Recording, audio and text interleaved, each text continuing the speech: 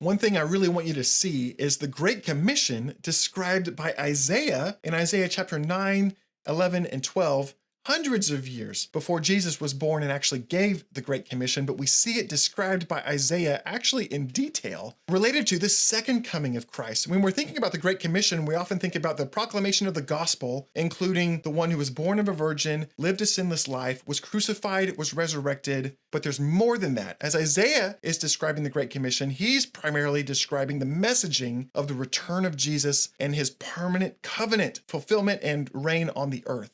Let's look at chapter 9. The people who walked in darkness have seen a great light. Those who dwelt in a lane of deep darkness, on them a light has shone. Israel's being delivered. The Messiah is arriving. And look what it says. The government will be on his shoulders. The nations come to recognize Israel's Messiah by these attributes: as a wonderful counselor, mighty God, everlasting Father, Prince of Peace, and of the increase of his government and of peace there will be no end, on the throne of David and over his kingdom, to establish it and uphold it with justice and righteousness from this time forth and forevermore. He goes on to describe how it's even more closely related to the Great Commission in chapter 11. There shall come forth a shoot from the stump of Jesse, a branch from his roots shall bear fruit, and the Spirit of the Lord shall rest upon him. Then he goes on to say, for the earth shall be full of the knowledge of the Lord as the waters cover the sea. In that day, this root of Jesse, who shall stand as a signal for the peoples, of him shall all the nations inquire, and his resting place shall be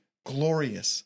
This is speaking of a day when Jesus is reigning on the earth and the nations are coming to inquire of him, which we also saw a very similar description back in Isaiah chapter 2.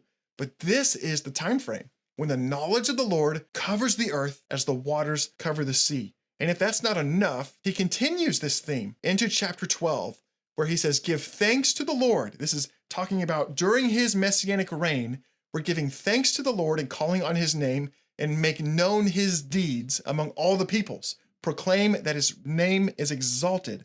The circumstances of Jesus' return and his subsequent government and the inauguration of the messianic age and all of that covenant fulfillment is being proclaimed across the earth as messengers are sent out to proclaim this good news to all the nations. It's remarkable. It's a real direct description of the Great Commission that extends into the Messianic age. And he goes on to say, sing praises to the Lord, for he has done gloriously. Let this be made known in all the earth.